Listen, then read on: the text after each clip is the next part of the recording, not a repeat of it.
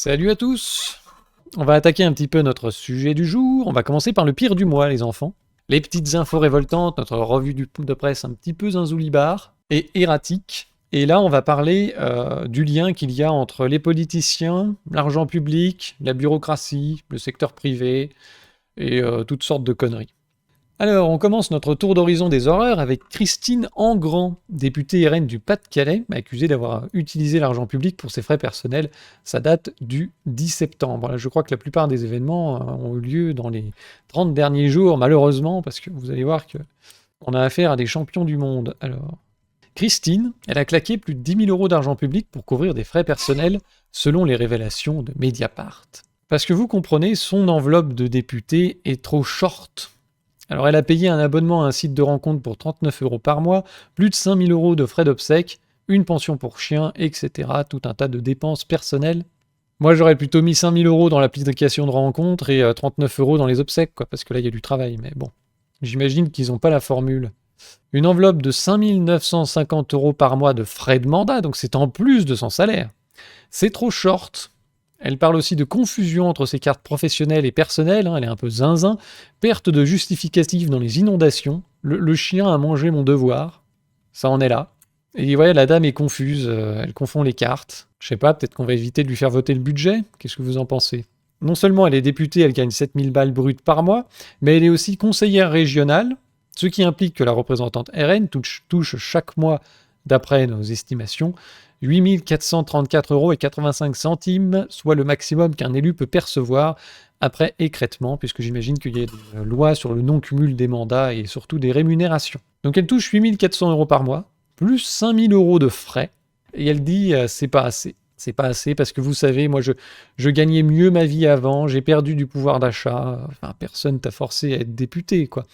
Donc elle détourne de l'argent public, dans le privé en fait, ça donnerait lieu déjà à un redressement de l'URSSAF, et puis peut-être même parfois à des condamnations, puisque c'est du détournement de fonds, de l'abus de biens social, donc c'est de la fraude. Mais tout ça va être minutieusement examiné. Ils ont déjà expliqué que les dépenses signalées ont été remboursées depuis plusieurs mois, celles non signalées, on n'en sait rien. Et les nouvelles dépenses font l'objet d'un examen rigoureux afin d'éviter de nouvelles déconvenues, assurant se tenir à la disposition du déontologue de l'Assemblée nationale. Eux, quand ils fraudent, ils ont affaire à une sorte de psy, à un déontologue, qui leur dit si leur abus, si le fait qu'ils aient tapé dans la caisse, est encore en accord avec les valeurs de la République et la morale. Tu fais ça dans le privé, tu vas voir le juge, et là tu te retrouves face au déontologue de l'Assemblée nationale.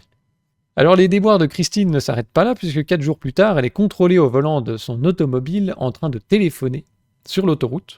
Et lors du contrôle, visiblement, ils se sont aperçus que son permis n'était plus valide depuis 15 ans. Je pense qu'ils auraient dû sortir leurs armes et leur faire une naëlle, tu vois. Ouais, il y a un moment, il faut appliquer des peines planchées maximum contre ces délinquants de la route qui téléphonent au volant sans permis, au volant de bolide, qui vivent sur l'argent public. Donc cette dame est députée du Rassemblement national. Comme c'est ironique. Il est grand temps que la justice fasse son travail contre les délinquants et les profiteurs d'argent public. Bon, alors on reste dans le thème du RN parce qu'il y en a un autre qui n'a pas donné l'exemple, qui s'appelle Jordan Bardella, et qui, semble-t-il, a eu un emploi fictif. Vous savez, dans le cadre de la fameuse affaire des emplois fictifs au Parlement européen, qui date de 2017. Il leur avait foutu dans la tronche pendant les élections de 2017. Tout le monde a fait ça. Tout le monde a fait pareil dans tous les pays. Ça concernait aussi le MoDem, mais on n'en avait pas parlé pendant la présidentielle, puisqu'il soutenait Macron. Et en fait, ce qui se passe, c'est que les députés européens ont une enveloppe énorme pour rémunérer les collaborateurs. Déjà, ils touchent 15 000 balles par mois, plus des primes, donc ils sont encore mieux payés que les députés nationaux. Et ils ont 21 000 euros par mois pour rémunérer les collaborateurs. Et ce qui se passe, c'est que le RN, enfin le FN à l'époque, était un peu ric-rac au niveau des finances, commençait à vendre les meubles. Donc, pour payer les employés, eh bien, ils ont utilisé cet argent, normalement dédié à payer les assistants parlementaires européens dédiés à des tâches d'assistanat parlementaire. Et sauf que là, il servait à payer des gens qui bossaient pour le parti. Et sauf qu'il y en a qui bossaient pas du tout, notamment un certain Jordan Bardella. De février à juin 2015, Jordan, âgé de 19 ans, était employé en CDD comme assistant parlementaire à mi-temps, rémunéré 1 200 par mois. On appelle ça un emploi fictif, parce que le gosse, en fait, il sert à rien. Il avait à peine un bac ES, Il a raté son entrée à Sciences Po. D'ailleurs, Bardella est sorti du système scolaire sans diplôme, ce qui n'est pas forcément un gage de mauvaise qualité, mais c'est plus par échec que par refus de se couler dans le système scolaire.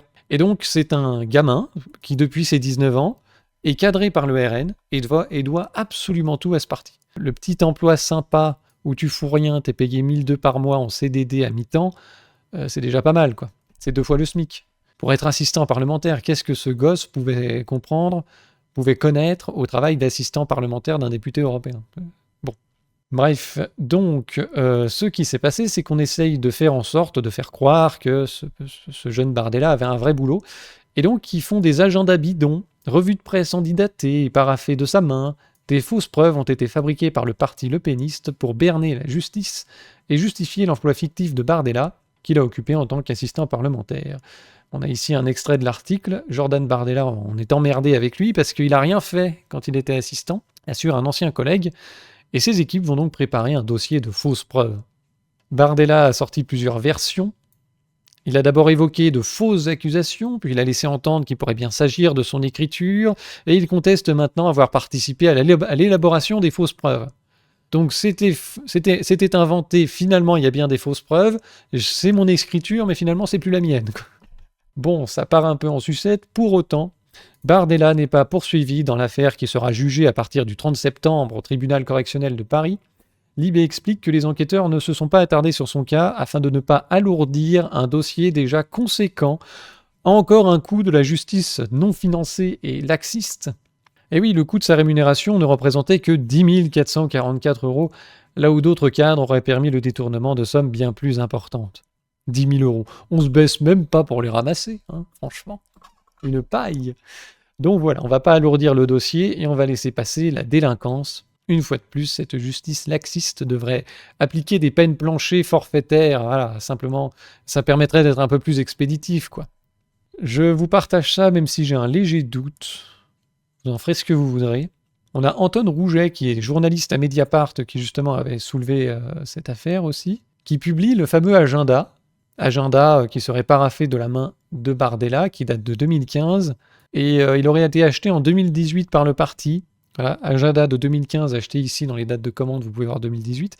Ce qui m'interpelle un peu, c'est que la TVA est à 5,5%, alors qu'elle devrait être à 20%. Est-ce que les partis ont une TVA particulière? Ça m'étonnerait, donc c'est un peu bizarre. Voilà. Il y en a qui disent que c'est peut-être fait par IA, mais c'est peut-être des soutiens du parti. Bon. Quoi qu'il en soit, Bardella, le CDD à 1 200 en assistant parlementaire à 19 ans, faut pas déconner.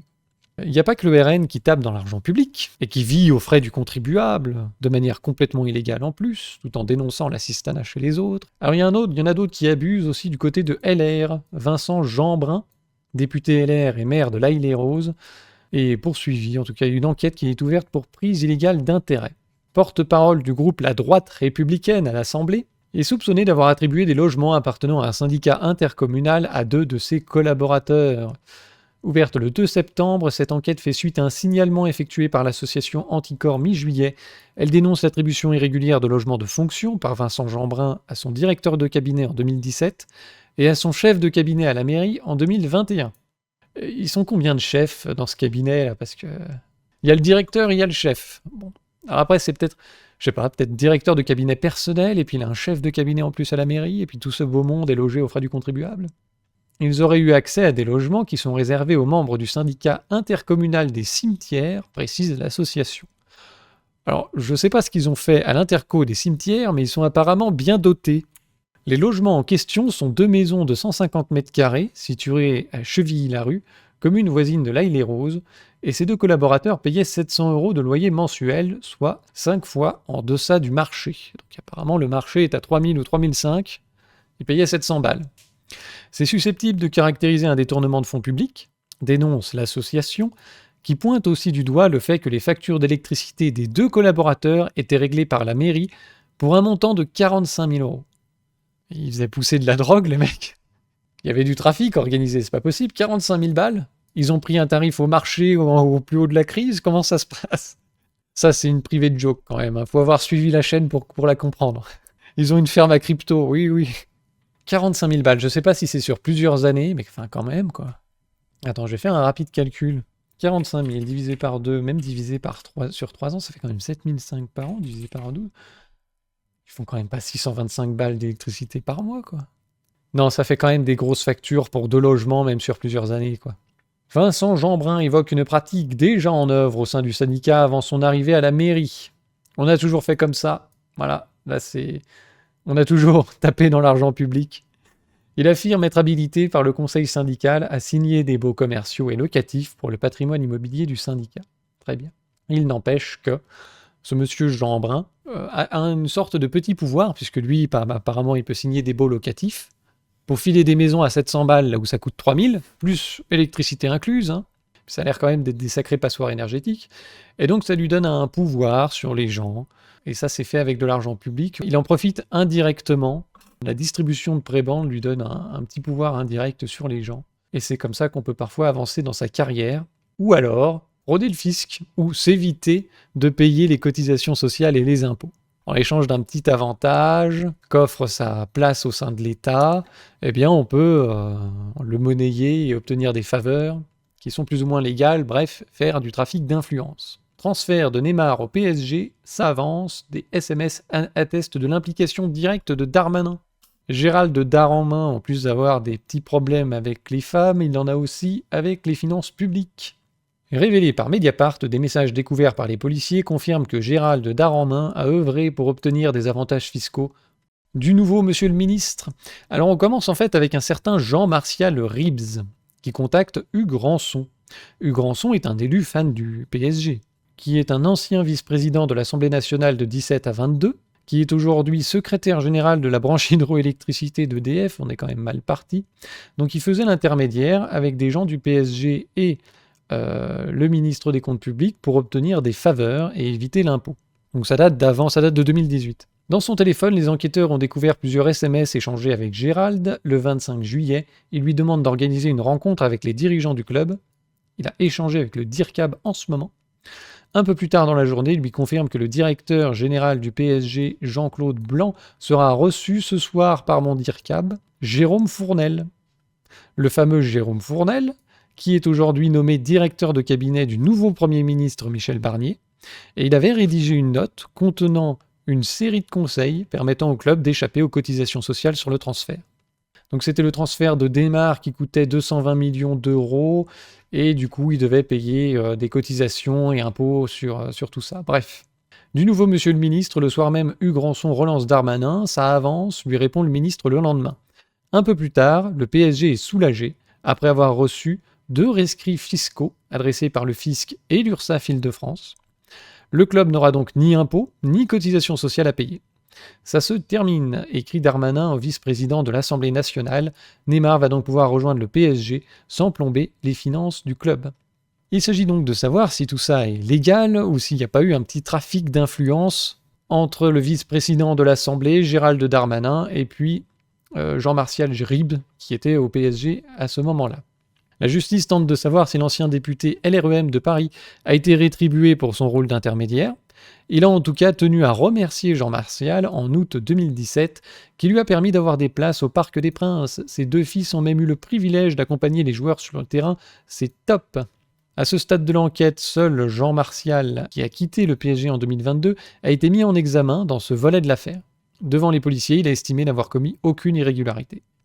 Donc voilà, il y a des perquisitions aussi dans les bureaux de Jérôme Fournel, qui est maintenant le DIRCAB du nouveau ministre. Tout va bien, quoi.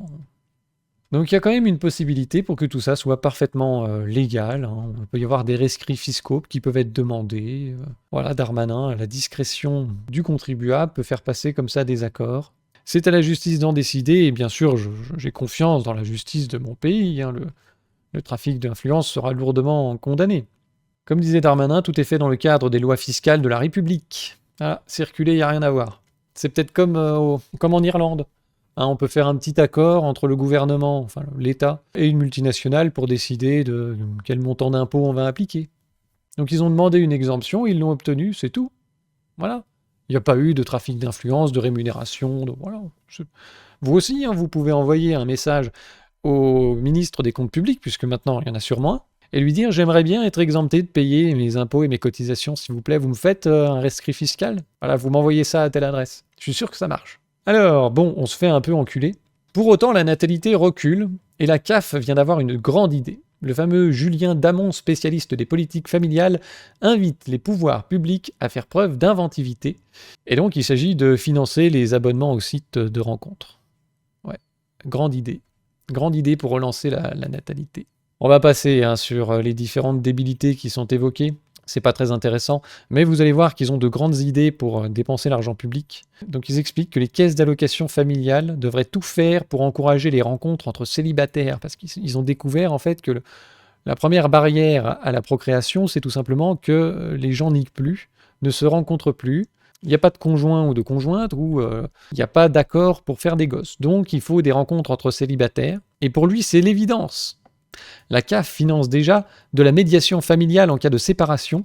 Pourquoi ne financerait-elle pas du conseil matrimonial pour les individus seuls, sans ou avec enfants, qui souhaitent se relancer dans l'aventure à deux? Comme le rappelle tout bon traité de démographie, les rencontres et les constitutions de couple sont la base de la fécondité. Ah, c'est drôle parce qu'un peu plus haut, il parlait de la PMA. Bon, j'ai dit que je voulais pas rentrer dans le détail parce que c'est long et c'est complètement fou. Mais il y avait Macron qui parlait du réarmement démographique. Il voulait lutter contre l'infertilité et réformer le congé parental. Et donc, dans la lutte contre l'infertilité subie, voilà, ça passe par un renforcement annoncé des examens préventifs et la diminution des délais pour accéder à la PMA, la procréation médicalement assistée. Aider davantage les gens qui ne peuvent pas avoir d'enfants à en avoir est une idée tout à fait recevable. On va relancer la natalité en aidant des gens qui ne peuvent pas avoir d'enfants. Je ne sais pas quoi dire. Alors revenons sur nos histoires d'applications de rencontres subventionnées par la CAF. Deux possibilités: créer un grand service public de la rencontre en complément ou en remplacement des sites internet bien connus, ou dans une approche plus libérale, proposer des chèques et des bons permettant d'avoir accès à ces outils numériques. On va subventionner des boîtes américaines qui sont en plus un désastre. Enfin, les Tinder et compagnie, les gens ils vont pour baiser, c'est pas pour faire des gosses ou une famille, enfin c'est n'importe quoi. C'est une bonne idée, une taxe sur le fait que t'aies pas de gosses, c'est mieux. Alors déjà tu payes plus d'impôts aussi quand t'as pas d'enfants, mais on pourrait carrément taxer les gens qui sont pas dans une démarche proactive de recherche de couple, comme pour le chômage. Il faut démontrer que tu es à la recherche d'un emploi. Donc là, tu devras démontrer que tu es à la recherche d'un ou d'une compagne. Dans une démarche sérieuse, ce sera évalué par Germaine à la CAF, qui dira si oui ou non tu as fait assez d'efforts pour te reproduire. Et tu sauras si tu as droit au maintien de tes chèques pour aller sur Tinder. Ou si au contraire on te taxe, enfin n'importe quoi. L'idée fait évidemment... Ah oui, alors ça allait plus loin. Pour les adeptes de la drague à l'ancienne, les pouvoirs publics pourraient aussi soutenir les bars, restaurants et salles de sport qui organisent des moments de rencontre. Et pourquoi pas un bal de la CAF? Oh, l'odeur du truc. Le bal de la CAF. Ce sera l'endroit parfait pour toutes les meufs de 35 ans pour rencontrer leurs copines de 35 ans. Quant aux bars, restaurants et salles de sport qui vont organiser des rencontres pour célibataires, tu peux être sûr que ça donnera lieu à un agrément. Il faudra faire une formation certifiée Calliope qui coûtera 700 balles par mois pour obtenir le droit d'organiser des rencontres subventionnées par la CAF. Ça va être comme pour réparer les chaussettes. Il fallait la validation pour réparer les chaussettes, validation par l'État, pour pouvoir toucher la subvention du reprisage de chaussettes. Et ensuite, il fallait faire toute la bureaucratie pour bien obtenir le chèque de reprisage de chaussettes. Là, ça va être pareil. Les rencontres de la CAF. L'idée fait évidemment pouffer. Ouais, c'est sûr. En tout cas, nos impôts sont bien dépensés. Donc, ça boucle avec une vidéo que j'ai envie de faire sur comment, en fait, la société est en train de vous transformer en énorme merde complètement dépendante de tout et n'importe quoi, où tu as des chèques pour tout, où tout est pris en charge à tous les niveaux, où finalement, chaque étape de ta vie, tu as une espèce de bureaucratie auquel il faut que tu t'adresses. Donc voilà, maintenant, pour rencontrer quelqu'un, eh bien, il faudra se diriger vers sa CAF. Tu pourras avoir un accompagnement, service matrimonial, avec tout un tas de subventions et de bureaucratie. C'est dingue. C'est complètement con. Bientôt, tu auras un fonctionnaire, tu sais, qui te poussera les hanches pour pouvoir te reproduire dans une meuf prêtée par la CAF. Complètement dingue. Allez, passons à autre chose, parce que là, ça va me rendre fou. Près de 1 000 € par élève, l'argent public est toujours bien dépensé. Donc là, on a l'exemple concret du type de dinguerie bureaucratique auquel on pourrait aboutir si on prêtait à la CAF le droit d'organiser des rencontres. Voilà, près de 1 000 € par élève. Le coût de l'uniforme crée la polémique à Limoges. Près de 200 000 € pour fournir des uniformes aux 200 élèves d'une école à Limoges. La gauche locale dénonce le coût des vêtements achetés par la municipalité, même la gauche est choquée, dans le cadre d'une expérimentation de la tenue unique prônée par le gouvernement. L'uniforme à Limoges, c'est 1000 balles par élève. Alors que les écoles de Limoges sont pauvres, le maire décide de mobiliser 200 000 € d'argent public pour habiller 200 élèves. Ils auraient pu allouer cette somme aux 59 autres écoles qui sont apparemment dans une situation de pauvreté et de déchéance. Voilà donc les fameux uniformes. C'est très beau. Des uniformes, mais 12 degrés dans les classes en hiver. Ça, faut s'arranger avec Bruno Le Maire. Il n'a pas voulu sortir, il a voulu subventionner les concurrents inutiles du marché de l'électricité. Qu'est-ce qu'il y a dans le kit? Des combinaisons de ski, des moufles, parce que quand même 1000 balles, ça fait assez cher. La municipalité de droite, ironique, a expliqué que la somme exacte est de 194 000 €. C'est pas 200 000. Et puis, ça intègre aussi les tenues pour une dizaine d'enseignants. Voilà qui change complètement le ratio. Par ailleurs, le trousseau distribué comprend 12 pièces et ce sont des habits de très haute qualité. Made in France, nous avons beaucoup de stock. Clairement, on ne donne pas 1000 € d'habits à chaque élève, on est parti sur un trousseau à 500 €, ça reste raisonnable. Voilà, ils ont du stock, ils ont du rechange, ils ont plusieurs tailles parce que les enfants ça grandit. Bien. De son côté, le ministère de l'Éducation, dans le cadre de cette fameuse expérimentation sur la tenue unique pour toute la France, indique sur son site que la tenue, financée par l'État et les collectivités territoriales, doit normalement avoir un montant de 200 €. On évalue en tout à 2 milliards d'euros l'éventuelle généralisation de ce système qui est envisagé par Saint-Macron à l'horizon 2026. Peut-être que l'annulation de ce projet pourrait être une des fameuses sources d'économie que Barnier recherche en ce moment. Alors effectivement, sur le site de l'Éducation nationale, on nous explique que la tenue vestimentaire gratuite pour toutes les familles, chaque collectivité territoriale va déterminer les besoins des établissements concernés et passe son propre marché, lui permettant le cas échéant de compléter en cours d'année. Voilà, on est dans une logique de décentralisation pour être au plus proche des acteurs et des habitants, dans une logique gagnant-gagnant. Pour simplifier la tâche aux collectivités, ils ont fait un trousseau type qui a été élaboré, une tenue sobre, confortable, mixte, pour un montant de 200 €. Alors le problème, c'est que quand on passe un marché public, commencer à comprendre un peu comment ça marche, eh bien, il faut respecter les règles européennes. Et si on reste dans un budget de 200 €, le petit problème, c'est que Puteaux, par exemple, les uniformes scolaires, ils ne sont pas fabriqués en Europe comme prévu, hein, et ils sont encore moins fabriqués en France. C'était l'argument de la ville de Puteaux qui répondait aux demandes des familles.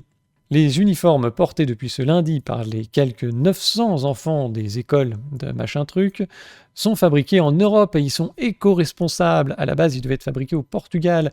Si les sweat polo et blues semblent afficher une ribambelle de labels, voilà, Wecotex, GOTS, EcoVadis, machin truc, donc ça c'est une fois qu'on a bien été chercher le moins cher possible, et donc le plus dégueulasse sur le plan environnemental et humain, eh bien on te sort des petits logos de commerce équitable, respect de l'environnement, bois issu de forêts gérées durablement, et comme ça on peut déculpabiliser le consommateur qui se dit ok, c'est fabriqué dans un pays du tiers-monde où les enfants et les gens, les ouvriers prennent les usines sur la gueule, où les rivières sont polluées, etc., etc.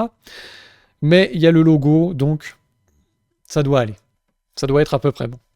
Eh bien, à bien y regarder, les vêtements ne sont pas fabriqués au Portugal, comme le pensait la municipalité, mais au Pakistan et au Bangladesh. Quant aux blouses, il n'y a tout simplement pas ou plus d'étiquette. Ah, confiance rompue, coup dur. Alors qu'une des conséquences positives de l'uniforme aurait pu être d'éduquer nos enfants à ne pas devenir des victimes de la fast fashion et de la catastrophe écologique et éthique qu'elle représente, on se retrouve avec des tenues fabriquées au Bangladesh, déplore une mère de famille. Ce n'était pas du tout prévu, se défend avec un certain agacement, Vincent Franchi, premier adjoint du maire LR. Oh, alors on n'aime plus la mondialisation chez les Républicains? C'était pas prévu. Qu'est-ce qui s'est passé? Ils ne savent pas passer les marchés publics. Donc il a découvert ça samedi matin lors de la distribution des vêtements, et la société a été convoquée en mairie pour s'expliquer dès le mardi. S'il n'était pas légal d'imposer une provenance aux prestataires, mais seulement des normes, la société désignée par appel d'offres s'était engagée sur une production européenne. Et voilà les principes de non-discrimination dans les appels d'offres européens. On en avait parlé justement dans la vidéo sur les européennes, autour de l'absence totale d'arguments qu'il y a pour défendre le projet européen maintenant. Et il y avait notamment cette idée de non-discrimination dans les appels d'offres qui empêche tout protectionnisme, qu'il soit national, mais y compris européen. Et donc, notre monsieur qui défend la mondialisation se plaint maintenant d'avoir des vêtements du Bangladesh, et il défend l'Europe, et il se plaint maintenant que c'est illégal d'imposer une provenance à un prestataire, même une provenance européenne. Et donc, ils ont dû dire à la société, pour contourner ça, on te file le marché, mais tu prends quand même des prestataires, des fournisseurs européens. Voilà, c'est pas écrit dans le contrat par contre, puisque c'est illégal. Donc voilà, il compte pas en rester là maintenant. Vincent franchit, attention, il va franchir le Rubicon, il va rien faire du tout, puisque la société a respecté le contrat qui a été signé avec la mairie et qui ne prévoyait en aucun cas une quelconque provenance par contrat, puisque c'est interdit. Donc vous avez voulu l'Europe, vous avez voulu la mondialisation, et maintenant vous chialez. Bref, c'est pas la première fois, c'est pas la dernière. Alors, l'opposition municipale de gauche en profite, mais comment les uniformes de nos enfants vont être fabriqués par d'autres enfants? Et donc le maire de Puteaux se targue d'avoir opté pour une tenue qui ne dépasse pas les 200 € par enfant, fixée comme limite par le gouvernement. Voilà. On a respecté les 200 €. C'est fabriqué au Bangladesh, mais c'est pas grave. Cependant, la mairie va demander des garanties supplémentaires parce qu'elle compte rectifier le tir dès la rentrée prochaine, puisqu'un deuxième appel d'offres est en cours, pour l'année 2024-2025, avec l'intégration d'une 4e école aussi dans le dispositif. Donc ils vont dépenser encore plus d'argent et ils ne pourront toujours pas faire. On ne sait pas comment ils vont faire dans leur appel d'offres pour rectifier le tir, parce que j'imagine qu'ils ont déjà mis toutes les normes et précautions possibles pour que ça vienne au moins d'un pays européen. Ça n'a pas marché. Qu'est-ce qui va se passer aussi pour la société qui n'a pas respecté le petit astérix qui a été décidé sur un coin de table? Strictement rien. Voilà. C'est dommage parce que cette histoire d'uniforme scolaire, ça peut être un bon point pour relocaliser de la production en France au niveau du textile. C'est-à-dire que comme ce sont des uniformes distribués à l'échelle du pays et que c'est le même pour tout le monde, tu peux faire des économies d'échelle importantes. Et ça peut servir de base d'activité pour une industrie textile en France, qui est effectivement pas la plus compétitive à l'échelle internationale, on est au courant. Mais ça permettrait de payer les locaux, les machines, quelques employés, et d'avoir comme ça une base de travail qui permet au moins de payer les coûts fixes, de filer un peu de boulot aux gens, plutôt que d'aller payer du travail au Bangladesh. Déjà qu'on a un déficit commercial colossal, c'est quand même con que la commande publique parte à l'étranger. Donc on pourra avoir comme ça une petite base industrielle dans le textile, c'est pas le plus productif, mais quitte à avoir des uniformes, ça a au moins un petit peu de sens. Et puis après, ce serait à eux, bénéficiant d'avoir une sorte de petit marché captif de l'uniforme scolaire qui amortit un paquet de coûts, eh bien, ils pourraient conquérir quelques petits marchés privés, forcément pour des vêtements de plus haut de gamme. Je pense qu'il y a un truc à jouer autour du lin et du chanvre en France, puisque le coton, vous savez, est une production qui consomme énormément d'eau. Donc dans une logique, vous savez, de relocalisation, d'écologie, fabriquer des vêtements en France en lin, solide, avec des productions qui consomment moins d'eau, comme le chanvre et le lin, eh bien ça aurait quand même beaucoup de sens. Mais non, on va aller dépenser l'argent public au Bangladesh et se plaindre, après avoir soutenu toutes les causes de ses conséquences. Donc un résultat assez mitigé de l'expérimentation de l'uniforme scolaire. Il y a un autre truc qui est mitigé, c'est le fameux Haut Commissariat au Plan, toujours plus d'argent public bien dépensé. Donc à la fois c'est du gaspillage et tout ça sert en fait à donner un petit peu de lustre au vieux François Bayrou. Voulu par Emmanuel Macron après la première vague de Covid-19 en 2020, qui avait révélé les vulnérabilités au sein de notre pays, il a lancé cet énième machin qui sert en fait de maison de retraite pour Bayrou, qui, vous le savez, est président du MoDem. Le MoDem fait partie de la majorité présidentielle, enfin de la minorité présidentielle de l'époque déjà. Et donc il fallait lui trouver un petit strapontin, parce que Bayrou, au début, en 2017, il avait été nommé ministre de la Justice, et il était resté 1 mois, parce qu'il avait, comme Le Pen, des petits problèmes avec l'affaire des assistants parlementaires, des emplois fictifs, les gens qui bossaient pour le parti, au lieu de travailler pour le Parlement européen. Bon, ça fait pas une grosse différence, mais c'est plus une question de forme qu'autre chose, quoi. Et donc il était resté 1 mois, et il a fallu lui retrouver un petit strapontin, donc quelques années plus tard, voilà, au commissariat au plan, un truc qui ne sert strictement à rien. Ça fait doublon avec un tas de trucs. Ça fait doublon avec France Stratégie, le secrétariat général pour l'investissement, qui remonte à 2010, le secrétariat général à la planification écologique, qui gère la fameuse taxe plastique qu'on avait vue dans le précédent Pierre du mois, enfin les précédentes petites infos révoltantes. Bref, encore un comité d'éodule à la con. En 4 ans, le Haut Commissariat en plan a produit 18 notes stratégiques. 4 ans, 18 paplards. Ouais, même moi, je produis plus de vidéos par an, mais c'est pas grave, quoi. Et en plus, le rapporteur considère que les choix des sujets peuvent étonner. Il observe notamment des lacunes importantes, absence de publication sur les enjeux du numérique et un intérêt limité pour les sujets spécifiques à la jeunesse. Comme par hasard. C'était Bayrou qui avait été pris dans un reportage du Petit Journal, vraiment au tout début de l'émission. C'était vraiment il y a très longtemps. Mais tu vois, je m'en souviens encore. C'était lors du lancement du modem, je crois. Et il avait fait l'abruti derrière son bureau. Il essayait de faire le malin, de faire le jeune, moderne, inclus dans les enjeux numériques. Il était devant un PC, visiblement, il était perdu. Et il avait dit « Ah oui, je suis un grand féru d'Internet, bien avant que Internet n'existe. » Voilà, tu le sentais, en fait, qu'il savait qu'il était en train de dire une connerie au milieu de sa phrase. Voilà, donc j'imagine que la jeunesse et les enjeux numériques, ça concerne pas trop Bayrou, quoi. Christophe Sruvec, le rapporteur, donc, évoque également un défaut dans la démarche de planification avec des recommandations peu opérationnelles. Cette critique vaut surtout pour les premières notes. Il y a eu les premières notes, c'était tellement merdique qu'ils ont dit « Bon, faut quand même qu'on fasse semblant, un peu mieux semblant, quoi ». Dans leur immense majorité, les notes produites par le Haut Commissariat au plan ne se distinguent pas des travaux d'autres organes administratifs chargés de missions d'expertise et de conseil auprès des décideurs publics. Citant les corps de l'inspection, France Stratégie, les organes parlementaires. Ça fait quand même beaucoup de monde si tu rajoutes en plus de ça les cabinets de conseil. On paye pas mal de gens pour prendre des décisions et faire des rapports et des notes.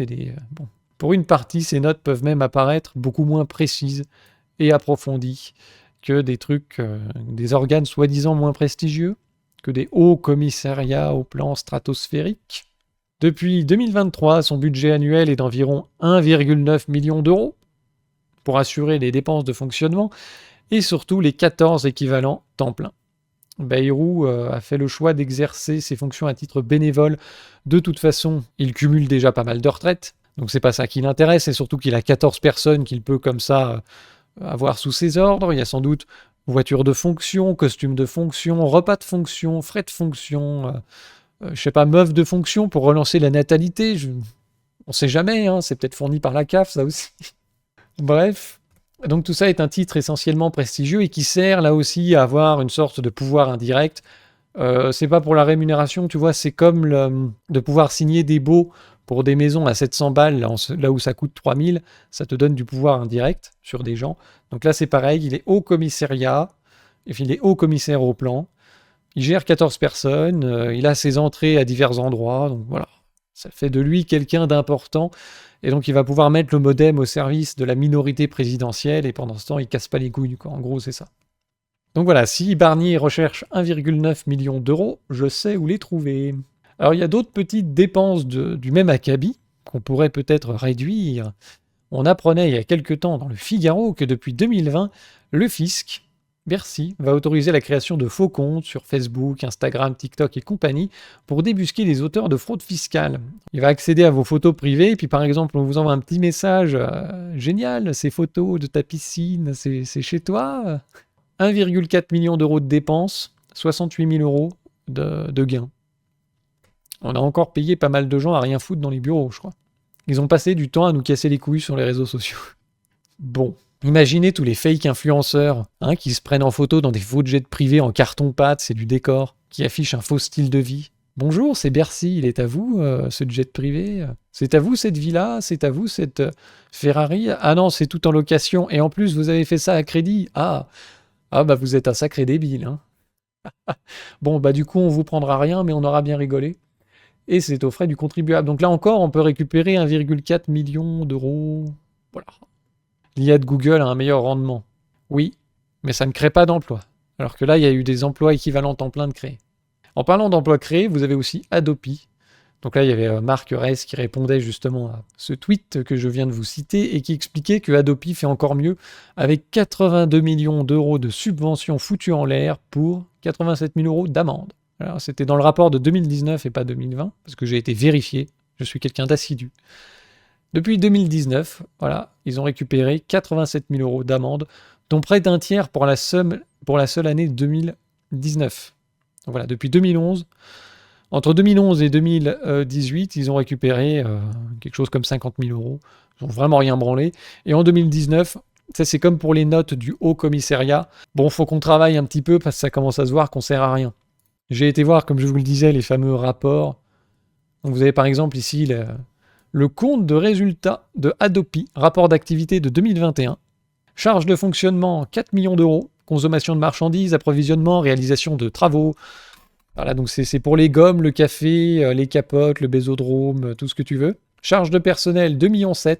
900 000 euros aussi de charges sociales apparemment. Autre charge de personnel parce qu'ils ont des prestataires, 130 000 euros. Dotation aux amortissements 206 000 euros. 8 400 000 euros de dépenses. Financées par, attention, des produits. Vente de biens et de prestations, 70 000 euros. Produits perçus en vertu d'un contrat concourant à la réalisation d'un service public, 91 000 euros. Voilà. Ouais. Donc on dépense 8,4 millions et ils fournissent en termes de services facturables pour 161 000 euros de vente de biens et de produits issus de contrats. C'est une start-up qui sent un peu la faillite, hein, ils crament le cash. Là. Et donc, d'où vient le cash ? De votre argent, subvention pour charges de service public, paraît-il, 7 821 000 euros. Alors le problème, c'est que si on fait total des charges moins total produit, hein, parce qu'il n'y a que 7,9 millions de produits, on se retrouve avec un trou de 438 000 euros. Donc ils bossent pas, ils servent à rien, ils coûtent un pognon dingue, et à la fin, ils arrivent encore à créer du déficit, à supprimer. Voilà. Donc là, rien qu'au sein de cette petite vidéo, on a trouvé 10 millions d'euros d'économies par an. Je sais que le déficit de l'État se chiffre autour de 120 milliards ou des trucs comme ça. Mais bon, les petites rivières font les petites rivières, et peut-être un jour les grands ruisseaux, et un jour peut-être un fleuve. Bref. Donc la dépense publique s'accumule, la bureaucratie se répand, on crée tout un tas d'emplois. Et vous avez par exemple ce chef-d'œuvre. Vous avez ici le schéma de santé. On va voir ça en un peu plus gros dans un instant, mais ça rappelle un peu le schéma du marché de l'électricité avec EDF, les fournisseurs alternatifs, Enedis, voilà, le merdier de petits encadrés de flèches qui vont dans tous les sens, et donc évidemment ça coûte un pognon de dingue. On va simplement s'intéresser aux encadrés bleus. Vous avez les ARS qui font la stratégie nationale de santé, qui ne doit pas être confondue avec le contrat local de santé, que les ARS gèrent aussi, mais cette fois en partenariat avec les collectivités. Tout ça dans le cadre d'un projet régional de santé, qu'il ne faut pas non plus confondre avec le schéma régional de santé qui dépend des zones de territoire de démocratie sanitaire. Je vous jure que ça existe.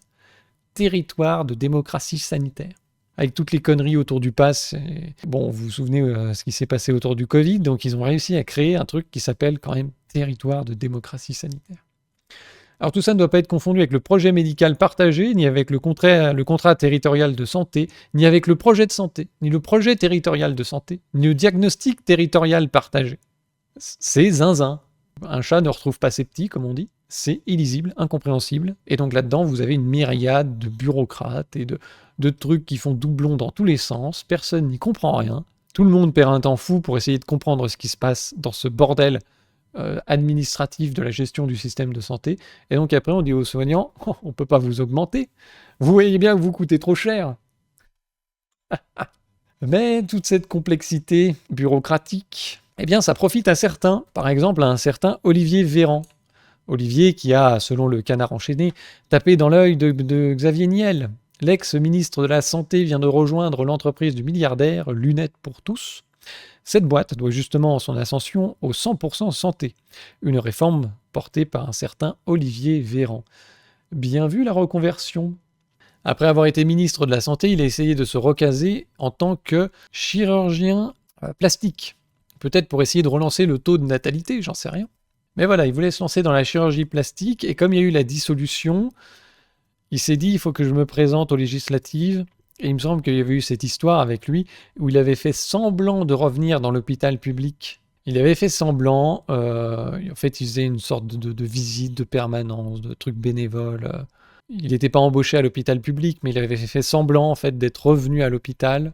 Il avait joué sur une ambiguïté. Parce que forcément, le ministre de la Santé qui se casse dans le privé et qui, au moment où l'hôpital a besoin de soignants, se dit maintenant je vais aller tripoter les ménagères et faire des injections de Botox ultra chères, hein, tout ça ne fait pas très service public. Donc quand on se présente pour être député, après ça fait mauvais genre. Donc il voulait donner l'image du médecin soucieux du service public et qui va à l'hôpital public. Bon. Ça avait capoté, il n'a pas été réélu, ça en fait au moins un qui a été évacué. Et donc, je ne sais pas si c'est concomitant ou par après, mais Olivier Véran s'est donc recasé en tant que lobbyiste pour Xavier Niel. Parce que ce qui se passe, voilà, Xavier Niel avait lancé une société avec un associé, la promesse des lunettes à 10 € en quelques minutes. C'est Paul Morlet, cofondateur de Lunettes pour tous, qui a donné l'information aux médias Acuité lors du salon de l'optique. Nous avons pour objectif de proposer un 100% santé européen et les relations politiques d'Olivier Véran vont nous y aider. Est-ce qu'on ne resterait pas dans le cadre du trafic d'influence, hein ? Le 100% santé permet aux plus démunis d'avoir leurs frais optiques totalement pris en charge, si cher à Olivier Véran justement. Alors ministre, en 2022, il avait tout fait pour généraliser ce plan auprès d'un maximum d'opticiens, une mesure sociale intéressante, mais qui fait désormais ses intérêts. Donc le 100% santé, c'était un deal entre l'assurance maladie et les complémentaires pour qu'il y ait une offre qui soit prise en charge à 100%, donc sans reste à charge pour les plus démunis, à la fois pour les frais optiques, les frais auditifs, les prothèses dentaires, des trucs qui coûtent assez cher et qui étaient mal remboursés. Et donc il s'agissait de faire une offre calibrée, pas trop chère, mais en échange 100% remboursé. Et donc il y a des gens qui se mettent sur ce créneau parce que ça permet de solvabiliser des clients qui ne le sont pas, puisque tout ça est payé par les assurances, par l'employeur, par les assurances santé privées et publiques. Donc des gens qui avant ne se soignaient pas se soignent, et donc c'est un marché, et donc il y a Xavier Niel qui se met dessus, et qui propose voilà, une boîte qui répond parfaitement au 100% santé, et maintenant on va faire ça au niveau européen pour étendre le marché, et qui c'est qu'on appelle Olivier Véran, puisqu'il a fait la loi en France, et donc c'est le plus à même de comprendre les tenants et aboutissants, les enjeux, les points d'achoppement, les blocages et tout ce qui s'ensuit, et il est le mieux placé pour faire du lobbyisme au niveau européen. Voilà. Le joli petit trafic d'influence, ou comment, une fois de plus, il y a pas mal, ça arrive assez souvent que des politiciens qui soient mandatés pour faire une loi connaissent du coup tous les tenants et aboutissants de cette loi, aussi tous les moyens de la contourner, hein, et fatalement, dès qu'ils quittent leur poste, ils sont les principaux experts du nouveau système en place, et ils se retrouvent recrutés en tant que consultants par des grosses boîtes pour savoir comment ils peuvent faire gagner beaucoup d'argent à cette entreprise dans le cadre de la nouvelle loi, vite, avant que les concurrents ne connaissent les astuces. Donc voilà comment aussi les politiciens, en étant rédacteurs de certaines lois, peuvent obtenir des faveurs par la suite. Donc on fait du trafic d'influence aussi par ce biais. Que fait la justice ? C'est légal en fait. Rien ne prouve que le 100% santé, au moment où il a été voté, ait été une exigence de Xavier Niel. Alors après, il faudra demander aux déontologues de la République pour voir si tout ça correspond aux valeurs et aux morales en vigueur. Sans doute qu'on te dira que oui. Et que tout ça est non seulement légal, mais validé par le déontologue en chef, payé par les impôts, pour nous expliquer que ces gens qui nous entubent et se servent de l'argent public pour obtenir des faveurs diverses, comme on l'a vu avec le gars qui peut signer des baux immobiliers, Bayrou qui dispose de 14 mecs payés soi-disant pour faire des notes, mais en fait ils sont au service de Bayrou et puis ça lui donne comme ça un petit prestige, Véran qui utilise son statut pour faire passer des lois, et puis comme il connaît bien la loi, maintenant que c'est un expert, eh bien on va vendre cette compétence, et comme ça le passage dans la politique sert de marchepied dans le privé, voilà. Ou comment les postes publics, l'argent public, les avantages divers peuvent, de manière indirecte, servir de complément de rémunération et de divers petits trafics, des choses qui s'assimilent à du trafic d'influence. Voilà, c'était nos petites infos révoltantes, ou comment la classe politique se sert de l'État plutôt que de servir à l'État. Je vous remercie d'avoir suivi ce fantastique direct. Je vous invite comme d'habitude à vous abonner à la chaîne, à vous abonner sur Twitch, à déverser votre compte épargne sur Tipeee. Et puis vous pouvez faire un tour sur zoneartisanale.com où il y a régulièrement des nouveautés. Là on va référencer des terrines de poissons, il y aura de la moutarde, il y aura des jeux aussi pour Noël, des jeux en bois qui sont fabriqués dans le Jura. Il y a aussi 2-3 trucs made in China, comme ça, il y en a pour tous les prix, mais bon, voilà, c'est surtout des jeux du Jura. Ce sera mis en ligne prochainement, normalement au moment où je sors cette vidéo. Bonne soirée et à bientôt pour toujours plus de singerie. Et ça, on va pas en manquer vu le gouvernement.